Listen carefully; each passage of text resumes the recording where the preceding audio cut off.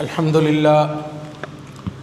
لله رب العالمين حمد الشاكرين وعلى آله وأصحابه أجمعين الطيبين الطاهرين أما بعد فأعوذ بالله من الشيطان الرجيم بسم الله الرحمن الرحيم واعبدوا الله ولا تشركوا به شيئا وبالوالدين إحسانا وبذي القربى واليتامى والمساكين والجار ذي القربى والجار الجنوب والصاحب بالجنب وابن السبيل وما ملكت أيمانكم إن الله لا يحب من كان مختالا فخورا قال الله تبارك وتعالى في كلامه الآخر قال النبي صلى الله تعالى عليه وسلم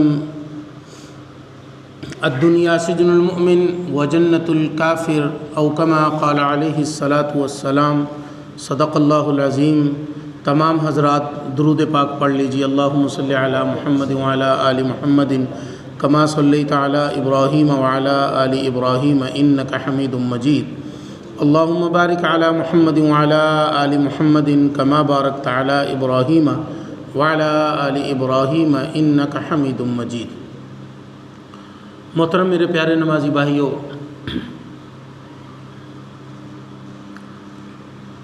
دین اسلام ایک ایسا محبت بھرا مذہب ہے کہ اگر اس کا توازن دنیا میں جتنے بھی مذاہب ہیں، جتنے بھی تمدن ہیں، ان کے ساتھ کیا جائے تو سب سے محبت بھرا، سب سے اچھے قوانین اور انصاف پر مبنی آپ کو جو مذہب ملتا ہے وہ مذہب اسلام ملتا ہے۔ شاید یہی وجہ ہے کہ آج تک آپ نے یہ تو سن رکھا ہوگا کہ فلاں شخص نے دین اسلام کا مطالعہ کیا اور وہ مسلمان ہو گیا، فلاں شخص نے قرآن مجید کو پڑھا، اس کی تفسیر کو پڑھا اور وہ اللہ کے پیغمبر پر ایمان لے آیا۔ آپ نے یہ نہیں سنا ہوگا کہ فلاں بندے نے فلاں مذہب کو پڑھا تو اس کو بڑا اچھا لگا اور وہ یہاں سے وہاں رخصت ہو گیا۔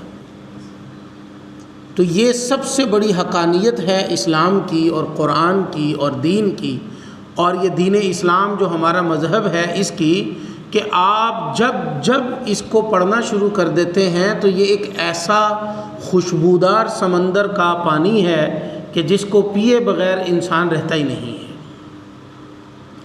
آج کا ہمارا موضوع اسلامی معاشرے کے اندر حقوق ہیں۔ حقوق دو طرح کے ہیں، ایک ہیں اللہ کے حقوق، جس طرح کہ نماز فرض کی گئی ہے، روزہ فرض کیا گیا ہے، اگر آپ صاحب نصاب ہیں تو زکوٰۃ آپ پر فرض ہے، اگر آپ اہل ثروت ہیں تو آپ پر حج فرض ہے زندگی میں ایک مرتبہ۔ اسی طرح اللہ کے حقوق کے ساتھ ساتھ اللہ نے بندوں کے حقوق بھی رکھے ہیں۔ تو آج ہمارا جو موضوع ہے، بندوں کے حقوق میں سب سے زیادہ جن حقوق کے اوپر دین اسلام نے بات کی ہے وہ پڑوسیوں کے حقوق پر بات کی ہے۔ اب آپ دیکھیے، بظاہر تو ایسا لگتا ہے کہ پڑوسی کون ہوتے ہیں، ان کے کیا حقوق ہیں، تو آج کا ہمارا سارے کا سارا موضوع پڑوسیوں کے حقوق کے اوپر آقا مدنی کریم صلی اللہ علیہ وسلم کے فرمان مبارک اور اللہ رب العزت کا حکم جو میں نے آپ کے سامنے سورہ نساء کی آیت نمبر 34 جو آپ کے سامنے بیان کی ہے، اس کے اندر بھی اللہ تبارک و تعالی جہاں دیگر معاشرتی جو مسائل ہیں ان کو آپ کے سامنے بیان کر رہے ہیں، وہیں پر اللہ اجنبی پڑوسی اور ہمسائے جو ہیں ان دونوں کا ذکر کر رہے ہیں۔ تو اب چلتے ہیں قرآن مجید کی طرف۔ ہم پہلے ترجمہ پڑھ لیتے ہیں۔ کہا وَاعْبُدُوا اللَّهَ وَلَا تُشْرِكُوا بِهِ شَيْئًا، اور تم اللہ کی عبادت کرو، اس کے ساتھ کسی کو شریک نہ ٹھہراؤ۔ اب یہ مسائل سمجھتے جائیے کہ سب سے پہلے اللہ کا حق آیا، جیسا کہ ہم نے بیان کیا۔ اللہ کا حق ہے کہ اللہ کی عبادت کرو، اور اللہ کے حق میں اس کے ساتھ ساتھ عبادات کے اندر نماز ہے، روزہ ہے، زکوٰۃ ہے، نوافل ہیں، اللہ کا ذکر ہے، اس کے ساتھ جو شرط ہے شریک نہ ٹھہراؤ اللہ کے ساتھ۔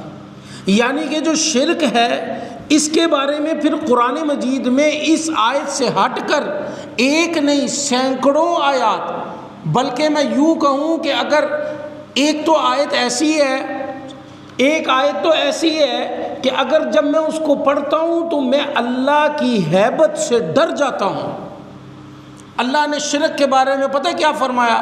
یا ایھا الذین آمنو، اے ایمان والو، انما المشرکون نجس، بے شک وہ شخص جس نے شرک کیا وہ نجس ہے، ناپاک ہے، پلیت ہے، غلیظ ہے۔ اللہ کی ہیبت زیادہ جملے دیکھیے۔ نجس ہر اس چیز کو کہا جاتا ہے جس سے انسان کو کراہت، نفرت، اور انسان کے دل میں اس کے لیے ذرا بر بھی محبت نہیں آتی ہے، ذرا بر بھی وقت کے لیے۔ مثال کے طور پر آپ ہی کا بچہ، معصوم بچہ، آج کل تو بڑا آسان ہے نا، بچے وہ ڈائپر لگاتے ہیں، ڈائپر کے اندر بھی بچہ جب غلاظت کر دیتا ہے تو باپ کہہ رہا ہوتا ہے جلدی کرو اس کو چینج کرو، اسمیل آ رہی ہے۔ اس غلاظت کی اسمیل بھی ہمیں برداشت نہیں ہے، کپڑوں کو نہیں لگا، آپ ناپاک نہیں ہوئے، آپ نے بچہ پکڑا ہوا ہے تو آپ اس کی ماں کو دے دیتے ہو، جاؤ اس کو جا کے نا صاف کر کے لے کر آؤ، اسمیل آ رہی ہے۔ تو اللہ کیا کہہ رہے ہیں؟ نجس۔ یہ نجس جملہ اس سے بھی زیادہ اگر کوئی غلاظت ہوتی تو اس کے اوپر بھی یہی جملہ لگ رہا ہوتا۔ تو ہمیں اس چیز کا خاص خیال کرنا چاہیے۔ اور اس کے بعد اللہ رب العزت نے جو جملے ارشاد فرمائے اسی آیت کے اندر، سورہ نساء کی آیت کے اندر فرمایا وَبِالْوَالِدَيْنِ إِحْسَانًا۔ اللہ رب العزت کیا فرما رہے ہیں کہ تم اپنے ماں باپ کے ساتھ بھلائی کرو۔ بھلائی کیا ہے؟ بھلائی کیا ہے ماں باپ کے ساتھ؟ ایک جگہ پہ تو اللہ یہ فرما رہے ہیں بھلائی کا درجہ جب تم تلاش کرنے نکلو گے تو ماں باپ کے سامنے اف، یہ لفظ جو اف آیا نا، اس کو علماء نے پتہ کس کے ساتھ تعبیر فرمایا ہے؟ ہمارے استاد جب ہمیں تفسیر پڑھایا کرتے تھے تو وہ کہتے تھے یہ ماتھے پہ جو بل آتا ہے نا یہ بھی اف کے زمرے میں آتا ہے، اس کا بھی حکم نہیں ہے۔ یہ اچھا میں کر لوں گا، یہ بھی حکم نہیں ہے۔ منہ سے تم کہہ رہے ہو میں کر لوں گا، ماتھے پہ جو تمہارا بل ہے یہ اف کے ساتھ تعبیر کیا جا رہا ہے، اس کا بھی حکم نہیں ہے ماں باپ کے بارے میں۔ اور اللہ رب العزت یہاں پورے کا پورا اسلام جو حقوق ہیں ان حقوق کا اس آیت کے اندر ایسے اللہ رب العزت نے موتی پرو دیے ہیں کہ اس آیت کو پڑھو تو آپ کو پتہ چل جائے گا کہ ایک انسان کے اس دنیا کے اندر آ کر حقوق کیا ہے۔ اور فرمایا اس کے بعد رشتہ داروں اور یتیموں اور محتاجوں سے، اور پھر فرمایا کہ نزدیکی ہمسائے اور اجنبی پڑوسی ان سب کے ساتھ اس نے سلوک کرو۔ اب کوئی شخص کہے کہ یہ تو قرآنی نہیں ہے، تو میں نے قرآن کی آیت اس لیے آپ کے سامنے رکھی کہ آپ کو معلوم پڑ جائے کہ اللہ نے قرآن مجید میں بھی اجنبی پڑوسی اور آپ کے ہمسائے جو ہیں ان کا 2 دفعہ ذکر کر کے فرما دیا کہ آپ نے اگر ان کے ساتھ بھی حسن سلوک رکھا تو تم مومن ہو، وگرنہ تم مومن نہیں ہو۔ اب یہی بات حضور علیہ الصلوۃ والسلام کی زبان مبارک سے ہم سنتے ہیں۔ اب اللہ تبارک و تعالیٰ نے ہمارے لیے جو مشعل راہ بنایا ہے وہ آقا مدنی کریم صلی اللہ علیہ وسلم کے فرمان مبارک ہے۔ آپ دیکھیے فرمایا کہ الدنیا سجن المؤمن، یہ دنیا مومن کے لیے قید خانہ ہے، وجنت الکافر، اور کافر کے لیے جنت ہے۔ اب تم پر ہے کہ تم اس کو جنت بنا رہے ہو یا اس کو مسافر خانہ بنا رہے ہو۔ اگر تم اس کو جنت بنا رہے ہو، مسافر خانہ نہیں بنا رہے ہو، تو پھر تم خود دیکھ لو کہ تم کس ترازو میں ہو، جنت والے میں ہو یا مسافر والے میں۔ یہ حضور علیہ الصلوۃ والسلام کا فرمان ہے۔ اب اس کے بعد اب آپ دیکھیے آپ صلی اللہ علیہ وسلم نے پڑوسیوں کے حقوق کے اوپر جو تاکید فرمائی ہے، آپ نے اتنا پیارا جملہ فرمایا۔ حضرت عبداللہ بن عمر رضی اللہ تعالیٰ عنہما ارشاد فرماتے ہیں کہ جبرائیل علیہ السلام آئے، حضور علیہ الصلاۃ والسلام نے فرمایا جبرائیل علیہ السلام آئے، مجھے پڑوسی کے حقوق کے بارے میں اس قدر وصیت کرتے رہے، اس قدر وصیت کرتے رہے، اس قدر وصیت کرتے رہے۔ حضور فرماتے ہیں کہ مجھے خیال آیا کہ وہ پڑوسی کو وارث نہ بنا دیں گے۔ یہ حضور علیہ الصلاۃ والسلام۔ اور ایسی ہی ایک روایت حضرت ام عائشہ صدیقہ طیبہ طاہرہ رضی اللہ تعالیٰ عنہا سے بھی روایت ہے۔ پھر حضور علیہ الصلاۃ والسلام کی ایک روایت ملتی ہے، حضور نے فرمایا وہ مومن ہی نہیں ہو سکتا، وہ مومن ہی نہیں ہو سکتا، وہ مومن ہی نہیں ہو سکتا جو اپنے پڑوسیوں کا حقوق کا خیال نہ رکھے۔ حضور نے فرمایا، ایک اور روایت آتی ہے، فرمایا کہ اگر تم میں سے کوئی مجھ پر ایمان لایا ہے تو اس کا ایمان ہی کامل نہیں ہو سکتا جب تک وہ اپنے پڑوسیوں کے ساتھ حسن سلوک سے پیش نہ آئے۔ ایک اور روایت ملتی ہے، فرمایا اب اس روایت کو آپ سنو اور آپ اپنے دلوں کے ساتھ ذرا خود ہی اپنے دلوں سے مکالمہ کر کے دیکھو، آپ کا دل بتائے گا کہ تم کہاں پر کھڑے ہو۔ حضور نے فرمایا ایک شخص ہے، اس کے علم میں ہے کہ میرا پڑوس جو ہے وہ بھوکا ہے، یہ بات سن لیجئے گا، اس کے علم میں ہے کہ میرا پڑوسی بھوکا ہے اور وہ کھا کر پیٹ بھر کر سو گیا۔ حضور نے فرمایا یہ مسلمان ہی نہیں ہے، یہ مسلمان ہی نہیں ہے۔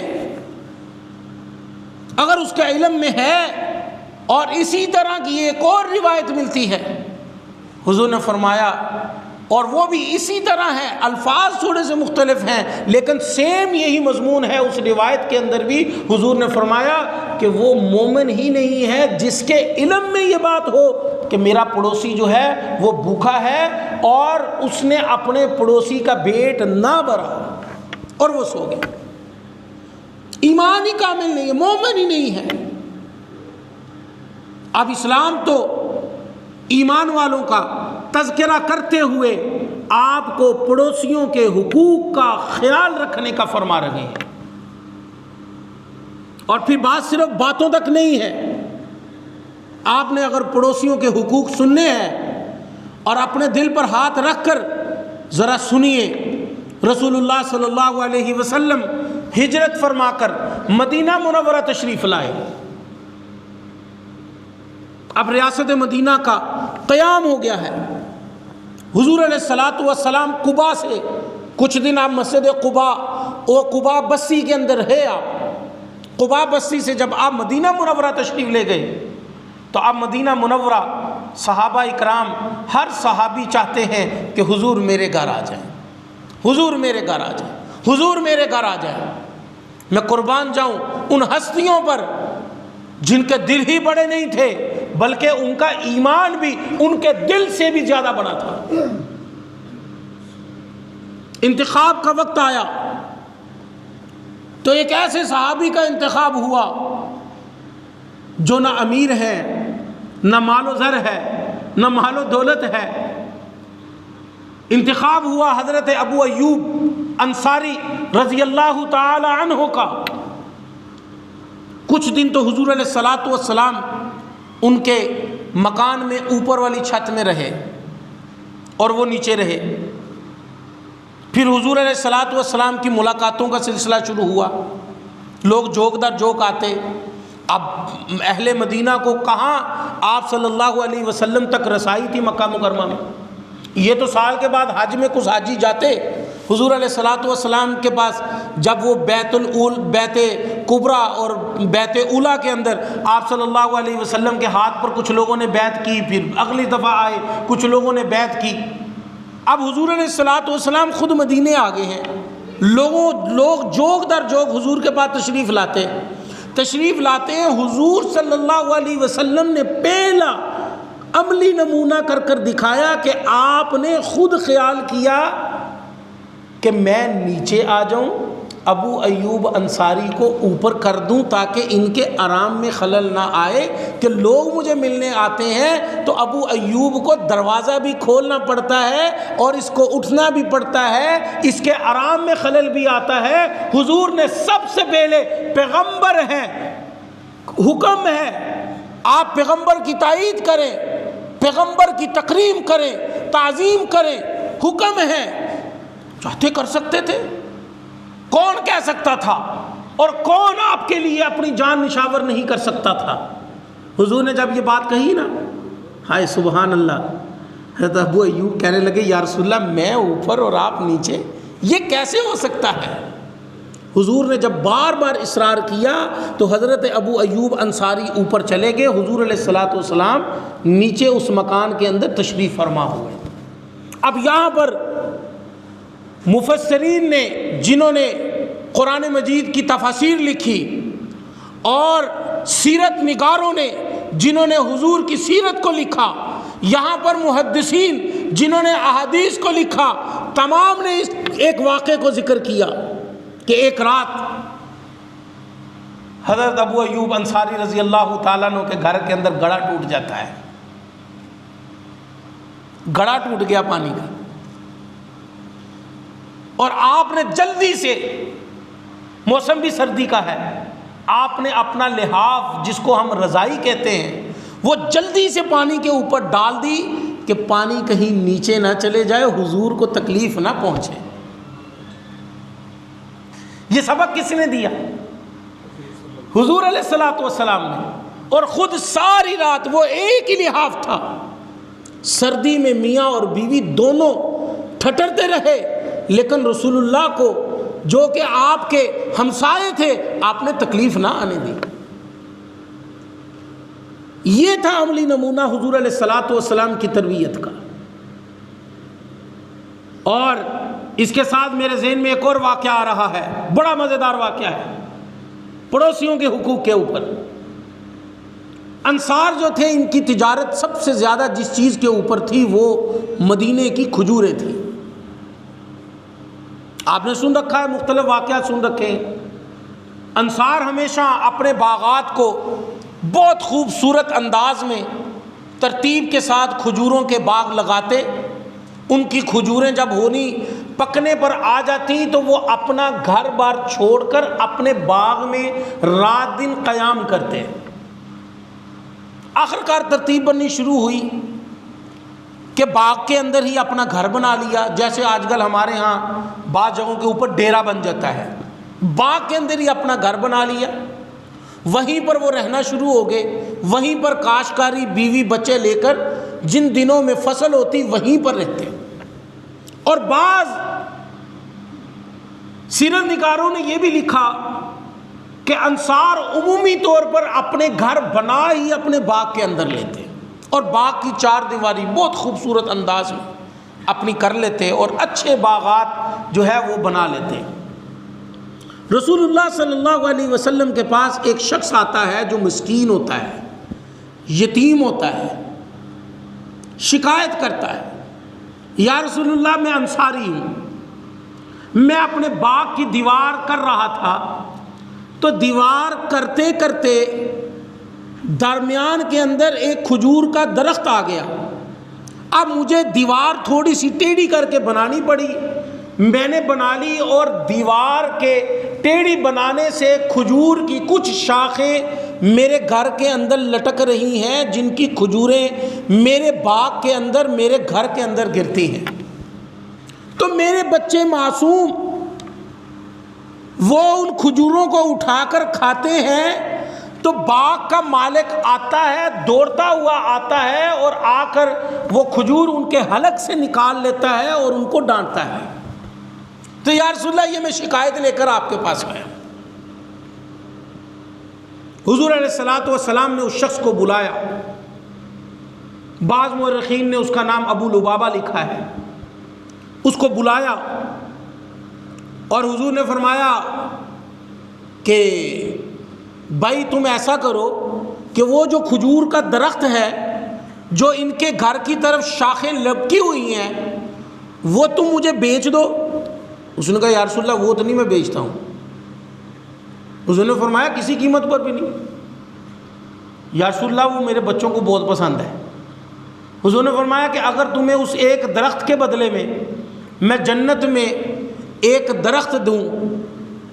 اس نے کہا کہ یا رسول اللہ میرے بچوں کو بہت پسند تھا، میرے بچوں کو مجھے اس کی کھجوریں بہت پسند ہیں، اگر آپ کوئی اور درخت مانگے تو میں دینے کے لیے تیار ہوں۔ اب راوی لکھتے ہیں کہ یہ شخص منافق تھا۔ اب اس کو پتا تھا کہ حضور لینا چاہتے ہیں، اس لیے اس نے یہ بات کر دی۔ اب یہ بات ایک صحابی بیٹھے حضرت ابو درداء رضی اللہ تعالیٰ عنہ سن رہے تھے۔ وہ شخص اٹھ کر چلا گیا۔ صحابی کہتے ہیں یا رسول اللہ یہ تجارت کا سودا میرے لیے بھی ہے۔ حضور نے فرمایا ہاں بھائی تم لے دو، تمہارے لیے بھی یہی ہے۔ انہوں نے کہا یا رسول اللہ ٹھیک ہے۔ وہ اٹھے اور چلے گئے۔ اس کو جا کے کہا کہ ہاں بابا درخت بیچتے ہو؟ اس نے کہا بھائی تو کون ہے، چل میں نے تو اللہ کے نبی کو، اللہ کے نبی نے مانگا میں نے انکار کر دیا۔ کہا تم کسی قیمت پر بیچتے ہو؟ وہ شخص کہتا ہے میں نے جان چھڑانے کے لیے کہا کہ مجھے پتا تھا، ایک دوسرے کو کہا کہ جاؤ جو تمہارے پاس وہ 600 درخت کا باغ ہے نا اس کے بدلے میں دیتا ہوں، 600 کھجوروں کا جو باغ ہے اس کے بدلے میں تمہیں دیتا ہوں۔ تو آپ نے پتا کیا فرمایا؟ کہا پکا ہے، دوڑے گا تو نہیں؟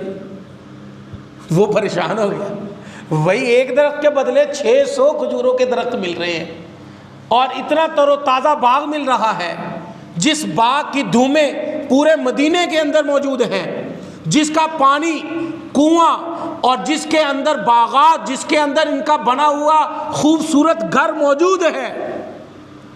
اور پھرنا تو اس کو چاہیے کہ اگر یہ باغ مجھے دے دے گا اس کے بچے کھائیں گے کہاں سے؟ کہا ہاں کوئی پکا۔ کہا بس پھر وعدہ کر، وہ 600 کھجوروں کا باغ تیرا ہوا، یہ درخت میرا ہوا۔ اور رسول اللہ کے پاس آئے، کہا کہ یا رسول اللہ درخت میں نے خرید لیا۔ حضور نے فرمایا ہے خرید لیا، کس قیمت پر؟ کہا کہ یا رسول اللہ وہ 600 کھجوروں کا باغ پورا اس کو دے دیا، ایک درخت خرید لیا۔ اللہ اکبر۔ حضور نے فرمایا، اس نے کہا یا رسول اللہ سودا پکا ہے نا؟ حضور نے فرمایا کہ اب سودا کینسل ہے۔ اس نے دیکھا، تعجب ہوا کہ یا رسول اللہ آپ نے تو سودا ایک کھجور کے، مجھے جنت میں ایک کھجور کا درخت دینے کے عوض کیا تھا۔ حضور نے فرمایا کہ اس تناظر میں کینسل نہیں ہے، جس تناظر میں تم سمجھ رہے ہو اس تناظر میں کینسل ہے کہ میں دیکھ رہا ہوں کہ اللہ نے تجھے اتنے جنت کے اندر باغات دے دیے ہیں، اتنے محل دے دیے ہیں، اتنے محل دے دیے ہیں، اتنے محل دے دیے ہیں۔ راوی کہتا ہے کہ حضور اتنی دیر کہتے رہے کہ اتنے باغات دے دیے، اتنے باغات دے دیے، اتنے محل بنا دیے ہیں۔ حضور کہتے ہیں کہ وہ راوی کہتے ہیں حضور نے اتنی مرتبہ کہا کہ بیٹھے تمام اشخاص جو تھے، جو تمام صحابہ تھے، ان کے دل کے اندر یہ بات آ گئی، ہائے کاش کہ آج ہم بھی ابو درداء ہوتے۔ حضور نے فرمایا کہ جب تم نے ایک درخت کا سودا 300 کھجوروں کے درخت کے ساتھ کر لیا ہے، پڑوسی کے حقوق کا خیال رکھنے کے لیے 600 کھجوروں کے ساتھ کر لیا ہے، پڑوسی کے حقوق کا خیال رکھنے کے لیے، تو پھر اللہ نے بھی تیرے لیے سودا بدل دیا ہے۔ ہمارے ہاں کیا ہوتا ہے؟ ہمارے ہاں کیا ہوتا ہے؟ ہمارے پڑوسی، یہ چھوٹی چھوٹی باتیں ہوتی ہیں، سمجھنے والی بات ہے۔ آپ گھر بنا رہے ہیں، آپ کے پڑوس میں اگر آپ کے گھر بنانے کی وجہ سے تکلیف ہوئی، ان کا نقصان ہوا، وہ تھوڑی دیر کے لیے خاموش رہے، آپ نے ان کی حق تلفی کی ہے۔ اور میرے جملے ذرا سخت ہے، یہ حق تلفیاں کرنا، پڑوسیوں کے حقوق کھا جانا، یہ آپ کے جنازے کے اوپر کھڑے ہو کر اعلان کر دینے سے معاف نہیں ہوتی۔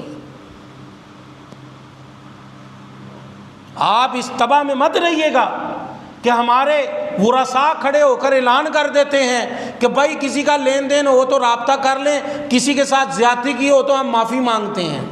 معاف نہیں ہوتی۔ کیا پتہ آپ کو اس نے معاف کی کہ نہیں کی جس کی آپ نے حق تلفی کی ہے؟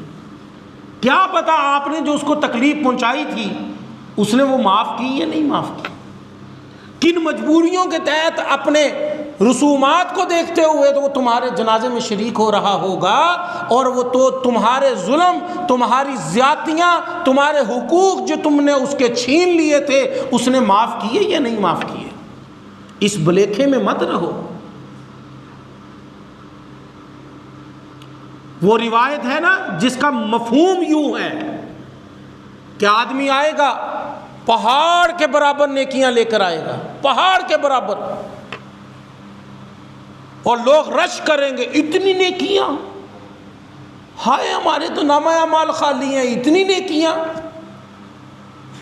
جب اللہ اس کی نیکیاں تولنا شروع کریں گے نا تو بندے آنے شروع ہو جائیں گے، یا اللہ اس نے میرا حق کھایا۔ اللہ کہیں گے ہاں کھایا، اللہ کھایا تھا۔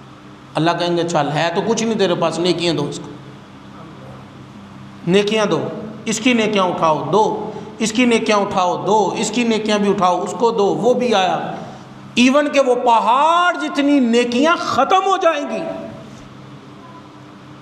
پھر بھی لوگ پڑے ہوں گے جن کے حق کھائے ہوں گے۔ پھر اللہ پتہ کیا کریں گے؟ یہ اس سے بھی سخت معاملہ ہے۔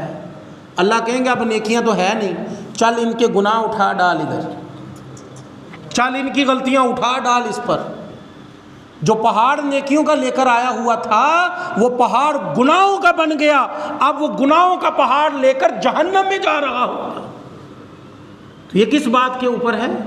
یہ حقوق برباد کرنے پر، حقوق نہ ادا کرنے پر، یہ حقوق کی تلفی کرنے پر۔ ہمارے ہاں ہوتا یہ ہے، گھر کی لائٹ، دیواریں، گاڑی کھڑی کرنا، مہمان آ گئے، مہمان، ہم یہ نہیں خیال کرتے ہیں کہ کل انہیں بھی کھڑی کی سی، پرسوں انہیں بھی کھڑی کی سی، یا روز کسی کے گھر کے آگے گاڑی کھڑی کر دینا۔ واللہ یہ چھوٹے چھوٹے حقوق ہیں، ان کا خیال کریں آپ، ورنہ نماز یہاں پڑھیں یا یہاں پڑھیں فائدہ نہیں ہے۔ سیدھی سی بات بتا رہا ہوں، میں نے یہاں سے یہاں تک کی بات کر دی، کوئی فائدہ نہیں ہے۔ حقوق کا خیال کریں۔ اللہ کے پیغمبر جب دنیا سے تشریف لے جا رہے ہیں نا، ہے تو آپ پتہ کیا کہہ رہے ہیں؟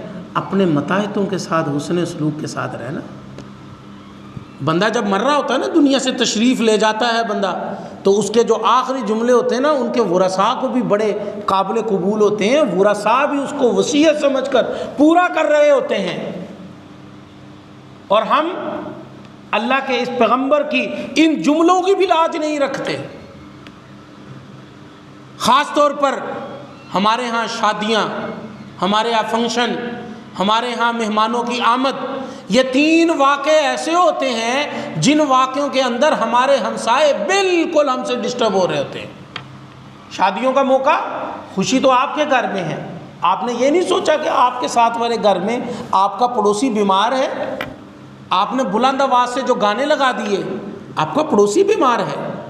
آزادی کے دن، یہ پیچھے ہمارا وہ ایک تہوار نیا شروع ہو گیا ہے، اللہ پاک ہم سب کو ہدایت عطا فرمائے، مجھے بھی، آپ کو بھی، ہمارے حکمرانوں کو بھی اللہ ہدایت عطا فرمائے۔ یہ ہدایت کے لگتا قابل نہیں ہے، انہوں نے اس مرتبہ پھر وہ بیماری شروع کر دی ہے، وہ بسنت والی۔ آپ جیسے لوگوں نے یہاں پر جتنے اونچی آواز سے آپ نے گانے لگائے، گانوں کا اہتمام کیا، آپ کو اللہ کا خوف نہیں آیا؟ آپ کو یہاں پر کتنے کتنے ضعیف بوڑھے تھے، آپ نے ان کی حق تلفیاں نہیں کی؟ یہ کہاں کا انصاف ہے؟ تھوڑی سی خوشی آتی ہے، خوشی کا طریقہ اللہ کے پیغمبر نے بیان فرمایا ہے۔ کیا طریقہ ہے خوشی کا؟ اللہ کے حضور آؤ، شکرانے کے نفل ادا کرو، اللہ کے راستے میں صدقہ دو، یہ خوشی ہے۔ کیا جب مکہ فتح ہوا اللہ کے پیغمبر نے کیا کہا صحابہ کرام کو؟ کیا یہ فرمایا تھا جاؤ اب ڈھول بجاؤ، جاؤ اونچی اونچی آواز میں اب ترانے گاؤ، جاؤ لوگوں کو جا کے ڈسٹرب کرو؟ شکرانے کے نفل پڑھے، خوشی منانے کا طریقہ اللہ کے پیغمبر نے بیان فرمایا ہے۔ ہمارے ہاں خوشی کا طریقہ انڈین گانے لگا کر چلا کر لوگوں کو تنگ کر کر اور لوگوں کو ڈسٹرب کر کر سمجھا جاتا ہے کہ یہ خوشی کا طریقہ ہے۔ معذرت کے ساتھ یہ باتیں ہم میں موجود ہیں، یہ اصلاح ہے۔ اللہ کے پیغمبر نے پتہ کیا فرمایا؟ وہ ایمان والا ہی نہیں ہے جس کے پڑوسی اس کے حق سے جو ہے نا وہ محروم ہے۔ تو یہ پڑوسیوں کے حقوق کے اوپر بار بار اللہ کے پیغمبر نے بار صحابہ فرماتے ہیں ایک دفعہ کہ اللہ کے پیغمبر نے اس قدر بیان فرمایا کہ ہمیں بھی ڈر ہونے لگا کہ اللہ کے پیغمبر ہمیں کہیں یہ نہ کہہ دے بھائی رکو، پڑوسیوں کا حقوق اس قدر زیادہ ہو گئے کہ اب تمہاری وراثت کے اندر بھی ان کا حق ہے۔ ہم پہلے بھی ایک دو جگہ اس کا ذکر کر چکے ہیں۔ آپ کے پڑوسی آپ سے زیادہ قریب ہیں آپ کے رشتہ داروں کی بنسبت۔ آپ کو کوئی مسئلہ پیش آیا سب سے پہلے کون آئے گا؟ رشتہ دار؟ نہیں، رشتہ دار دور ہیں، آپ کا پڑوسی نکل کر آئے گا، آپ کی دیکھ بھال کرے گا، آپ کے مہمانوں کو سنبھالے گا، آپ کے اوپر سایہ بن کر کھڑا ہو جائے گا۔ اور ہمارے تو استاد فرمایا کرتے تھے کہ اپنے گھر کے اوپر نہ کھڑے ہو جاؤ، جہاں تک نظر جائے آپ کے پڑوسی ہیں اس طرف، جہاں تک نظر جائے اس طرف آپ کے پڑوسی ہیں، جہاں اس طرف نظر جائے تو پڑوسی ہیں، جہاں اس طرف نظر جائے تو پڑوسی ہیں۔ ہاں وہ ساجی یہ کیا بات ہوئی؟ ان کا پڑوسی تو یہی ہے، لیکن سب سے زیادہ قریبی پڑوسی وہ ہے جو آپ کا بالکل ہمسایہ ہے۔ ہمارے ہاں خیال تو دور کی بات ہے، ہمارے ہاں سوچا یہ جاتا ہے کہ پڑوسی کو تکلیف پہنچائی جائے، اور یہ بھی بات مد نظر رکھی جاتی ہے کہ اندہ تو 10 مرلے دا گھر ہے، میرا تو 5 مرلے دا گھر ہے، یہ کیوں ادھر بیٹھا، اندی گڈی کیوں آ کے کھڑی ہوئی، میرے پاس لینڈ کروزر ہے، اس کے پاس جو ہے نا وہ مہران ہے، کیوں کھڑی کر لی اس نے؟ اس کو نہیں پتا میری لینڈ کروزر کھڑی ہونی، اس کو نہیں پتا میری فارچونر کھڑی ہونی، اس نے کیوں گاڑی کھڑی کر لی ہے؟ اور اگر غلطی سے بیچارہ کر بھی لے ایک دن، آپ بھی درگزر والا معاملہ فرمائیں۔ ہمارے ہاں یہ حقوق کی بات ہے، یہ میں سچی بات کر رہا ہوں، حقوق کی بات ہے۔ آپ کے بچے جو ایک دوسرے کا خیال نہیں کرتے، آپ اپنے بچوں کو جو سائیکلیں، موٹر سائیکلیں، گاڑیاں یہاں پر آپ نابالغ بچوں کو دے دیتے ہیں کہ جاؤ چلاتے پھرو، یہ آپ سارے ایک ہی کمیونٹی میں رہتے ہیں، ایک ہی حقوق ہیں آپ کے، آپ سب کے حقوق ہیں۔ اور اگر آپ کے بچوں سے نقصان ہو جائے تو پھر اس کے اوپر کہتے کی ہویا جب بچوں کو لوئی گیا، برداشت کر لو یار، بھائی کیا ہو گیا؟ آپ اپنے بچوں کو کیوں نہیں گھر بٹھا سکتے؟ آپ اپنے بچوں کے لیے تفریح مقامات پہ کیوں نہیں خود ساتھ لے جا سکتے ان کو؟ آپ اپنے بچوں کے لیے تفریح وہ کیوں نہیں مہیا کر سکتے جس تفریح کے اندر آپ کے ہمسایوں کو جو ہے وہ تکلیف نہ پہنچے؟ تو لہذا یہ تمام کی تمام وہ باتیں ہیں جن باتوں کو آپ کے پاس کرنا انتہائی ضروری ہے۔ ہم بحیثیت معاشرہ، بحیثیت کمیونٹی، بحیثیت ایک سوسائٹی، ہمیں ایک دوسرے کا دستے بازو بننا ہے، ہمیں ایک دوسرے کے ساتھ تعاون کرنا ہے، ایک دوسرے کے جو مسائل ہیں ان کو حل کرنا ہے، ایک دوسرے کے مصائب کے وقت ہمیں ان کے ساتھ کھڑا ہونا ہے۔ ہم یہ مثالیں تو دیتے ہیں کہ جی میں باہر گیا ہوں، باہر کیا ہی مزہ ہے یار زندگی کا، آپ کے ہمسائے صفائی کر رہے تھے، ان کا کوڑا اٹھ کر ادھر آ گیا، انہوں نے ادھر کی بھی صفائی کروا دی، تو بھائی ان کو حکمرانوں نے کہا یہ کریں؟ آپ کو تو اللہ کے نبی بار بار تعلیمات دے رہے ہیں، آپ خود ہی نہ کریں۔ آپ کا جب مالی آئے، آپ مالی کو کہہ سکتے ہیں کہ ہم یہاں بھی مثال بن سکتے ہیں کہ آپ جب ہمارے گھر کے باہر کے پودے کاٹیں تو اگر یہ پودے ہوا سے اڑ کر ساتھ والے گھر کے باغیچے میں چلے جائیں تو بیٹا اٹھا لیں، کوئی حرج نہیں ہے، آپ ہی کے ہاتھ سے کاٹے ہوئے گئے۔ تو اگر آپ یہ کریں گے تو کیا آپ کے پاس آنے والا مہمان یا آپ کا ہمسایہ یہ بات جا کر اگر باہر کے ملک سنائے تو وہ کتنا پراؤڈ فیل کریں گے آپ کے اوپر کہ ہے پاکستان کے اندر ایسا بھی معاشرہ ہے۔ خود مثال بننا نہیں چاہتے، لوگوں کی مثالیں دے کر اپنے اندر ہی اندر کڑتے رہتے ہیں، اپنے اندر ہی اندر ایک دوسرے کو کہتے رہتے ہیں آئی ایم پاکستانی، لیکن کسی کام کے نہیں، ہم ہی غلط ہیں، ہم ہی ہر جگہ ایسے ہیں۔ لیکن آپ جب باہر چلے جاتے ہیں، باہر آپ بندے بن جاتے ہیں، یہاں کیوں نہیں یہ کام کرتے؟ تو اس لیے دست بدست سا گزارش ہے کہ اس معاشرے کو، اس ہماری سوسائٹی کو، ہمارے ان لوگوں کو آپس میں آپ لوگوں نے بنانا ہے، اور آپ نے آپس میں مل کر محبت، بھائی چارہ، یہاں پر کبھی نواز شریف نے آ کے نہیں آپ کو کہنا، کبھی زرداری نے آ کر نہیں کہنا، کبھی آپ کو یہاں پر جو ہے وہ عاصم منیر صاحب نے آ کے کچھ نہیں کہنا، کبھی بھی آپ کو وزیر اعلیٰ نے، وزیر اعظم نے آ کر نہیں کہنا ہے کہ یار تم کیوں نہیں ایک دوسرے کا خیال کر رہے؟ ان کو فرصت نہیں ہے، یہ فرصت آپ کو اور مجھے ہے، ہم نے ایک دوسرے کا خیال کرنا ہے۔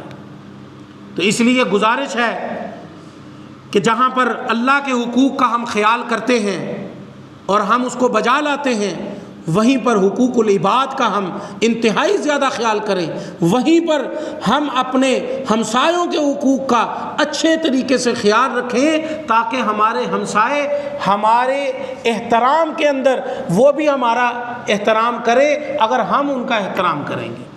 اللہ رب العزت سے دعا ہے اللہ دین کے اوپر عمل پیرا ہونے کی توفیق عطا فرمائے۔ وآخر دعوانا ان الحمد للہ رب العالمین۔ سنتے ادا کر لیجیے۔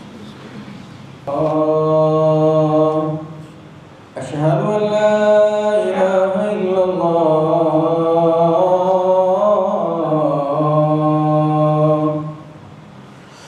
الحمد للہ الحمد لله الذي نور قلوب العارفين بنور الإيمان وشرح صدور الصحابة الصادقين بالتوحيد والإيقان وفضل المجاهدين المظاهرين الإسلام على درجة الذين أبلغوا القرآن والفرقان ونشهد أن لا إله إلا الله وحده لا شريك له ونشهد أن محمدا عبده ورسوله أما بعد فأعوذ بالله من الشيطان الرجيم بسم الله الرحمن الرحيم يا أيها الناس اتقوا ربكم إن زلزلة الساعة شيء عظيم يوم ترونها تذهل كل مرضعة عما أرضعت وتضع كل ذات حمل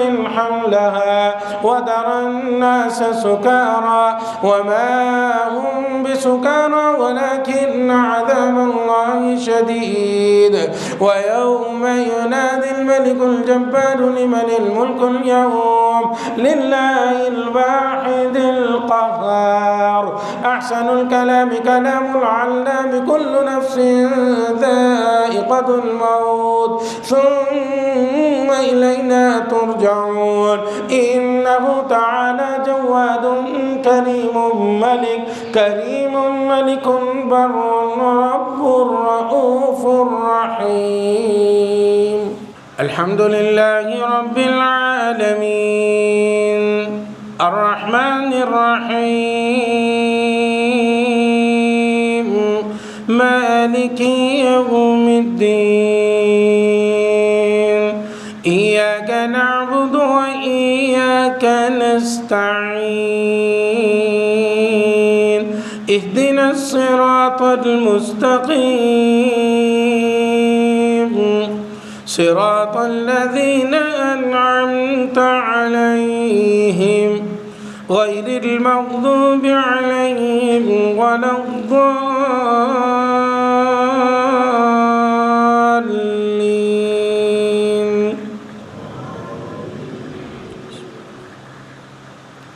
إن الذين آمنوا وعملوا الصالحات كانت لهم جنات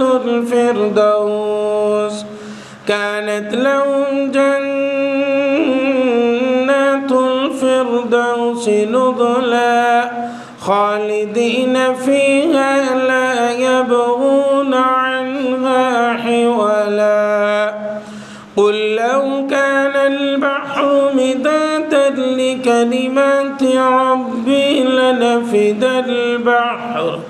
لنفد البحر قبل أن تنفد كلمات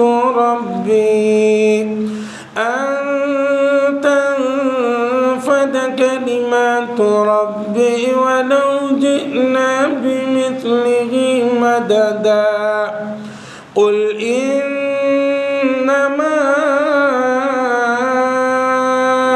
أنا بشر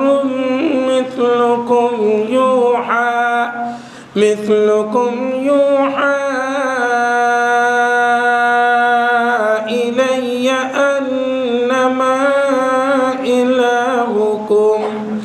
إلي أنما إلهكم إله واحد فمن كان يرجو لقاء ربه فليعمل عملا صالحا ولا يشرك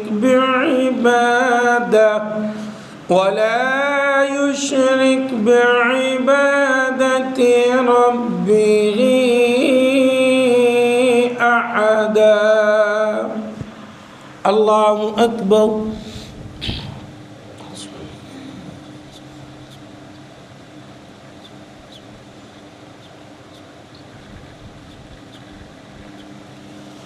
سمع الله لمن حمده.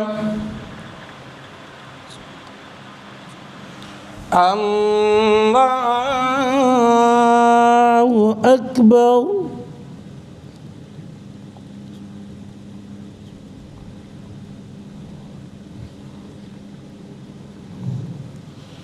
الله أكبر.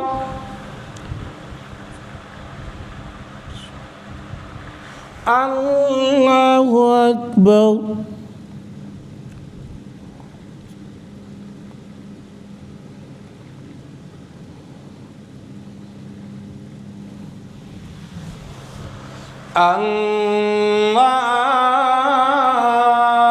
الله أكبر.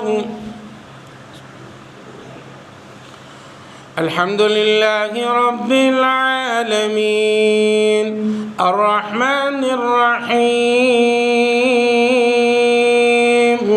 مالك يوم الدين إياك نعبد وإياك نستعين اهدنا الصراط المستقيم صراط الذين أنعمت عليهم غير المغضوب عليهم ولا الضالين.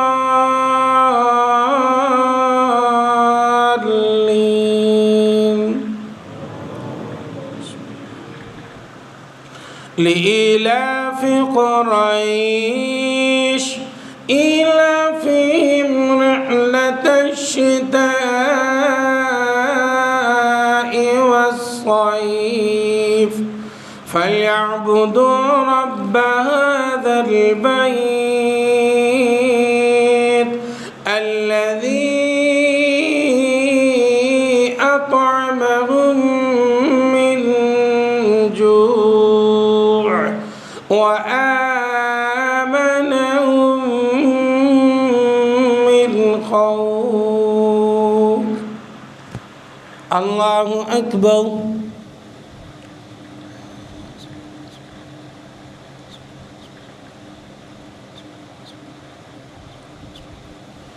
سمع الله لمن حمده.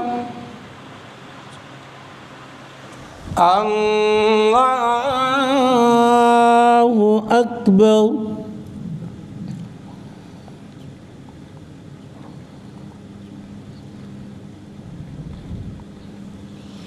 الله أكبر. الله أكبر.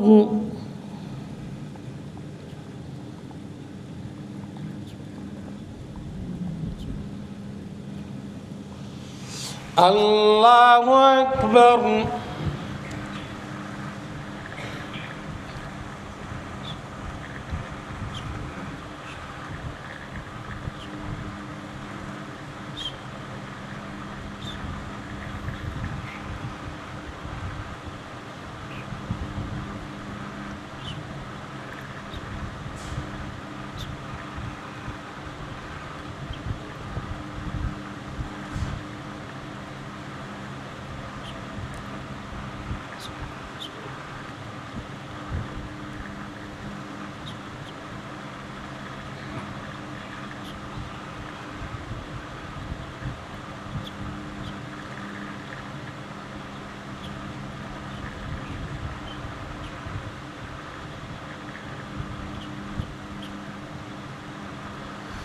السلام علیکم ورحمۃ اللہ. السلام علیکم ورحمۃ اللہ. اللہ اکبر. استغفر اللہ استغفر اللہ استغفر اللہ. بسم اللہ الذی لا الہ الا هو. اللهم